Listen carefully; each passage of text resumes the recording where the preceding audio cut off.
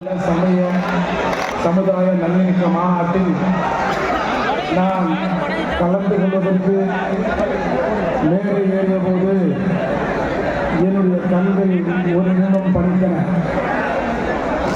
தமிழில் சொல்லுவார்கள், ஒரு வார்த்தை வெல்லும், ஒரு வார்த்தை கொல்லும் என்று சொல்வார்கள். இந்த மாநாட்டில் ஒரு பறைய சமூகத்தின் பிரதிநிதியாக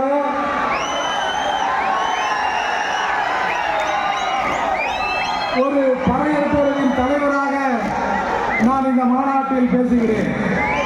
ஆனால் நீங்கள் எல்லாம் பார்த்திருப்பீர்கள், ஒரு சில நாட்களுக்கு முன்னால் மேலவளவு முருகேசன் என்பவர் எங்கள் சமூகத்தின் ஊராட்சி மன்ற தலைவராக இருந்தார்.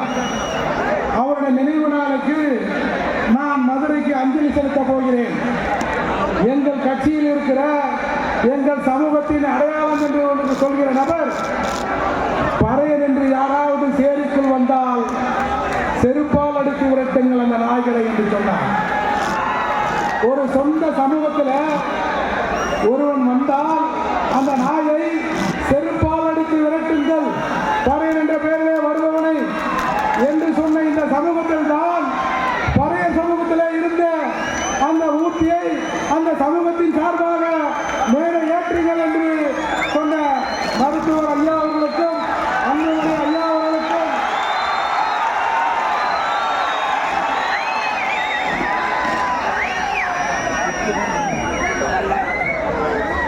அன்பு அண்ணன் ஜி.கே. மணி அவர்களுக்கும் அன்பு அண்ணன் வழக்கறிஞர் பாலு அவர்களுக்கும் இந்த நிகழ்ச்சியில் என்னை கலந்து கொள்வதற்கு அடிக்கடி என்னை தொடர்பு கொண்டு இதை ஆர்கனைஸ் செய்த அண்ணன் மா.க. ஸ்டாலின் அவர்களுக்கும்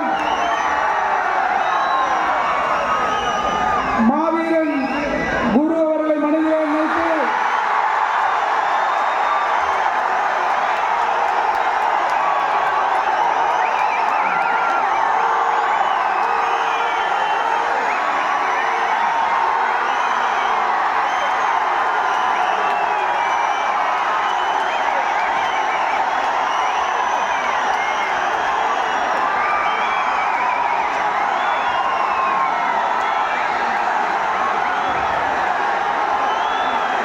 எனது நெஞ்சார்ந்த நன்றியை தெரிவித்துக் கொள்கிறேன். பொதுவாக மருத்துவர் ஐயா அவர்கள் யாரையும் அதட்டி பேசி நான் பார்த்ததில்லை. ஆனால் அவர் அதிகம் பேசியதில்லை. ஆனால் ஒவ்வொரு வார்த்தையும் அரசியலாக பேசக்கூடியவர் நம்முடைய மருத்துவர் ஐயா அவர்கள். இப்போ அறிவுறுத்துறேன்னு சொல்லி அதை பண்ணு இதை பண்ணு இழுத்து விட்டுட்டு நாம் போற வேலையை செய்கின்ற இந்த சமூகத்தில் நிலையில் ஒவ்வொரு வார்த்தையும் அரசியலாக பேசக்கூடிய நம்முடைய மருத்துவர்.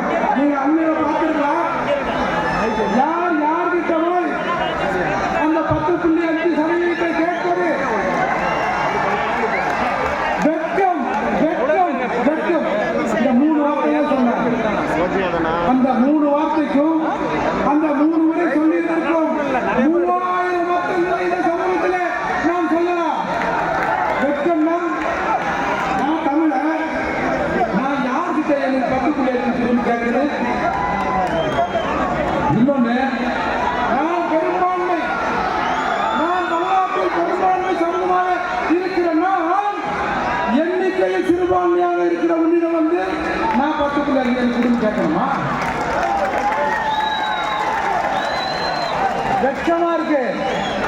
இந்த சமூகத்தில் இருக்கிற தமிழக மக்களை தமிழர்களை பார்த்து எனக்கு வெட்கமா இருக்கு. என்னைய அங்க போய் கேட்க சொல்லி நீங்க நினைச்சு வச்சிருக்கீங்க, எனக்கு வெட்கமா இருக்குன்னு அதுக்கு ஒரு அர்த்தம் இருக்கு. அதனால நீங்க இப்ப மருத்துவர் ஐயாவை எல்லாரும் வந்து இன்னைக்கு தமிழகத்தில் இருக்கிற பல ஊடகங்கள் இவரை ஒரு வன்முறை தலைவருங்கிறான். என்னது? பொதுவா தமிழக தலைவருக்கு எதிராக பல ஊடகங்கள் தமிழர் அல்லாதவர் கையில இருக்கிறதால் அவரை இப்படி சித்தரிக்கிறான். இப்போ ஒவ்வொரு சமூகத்திலும்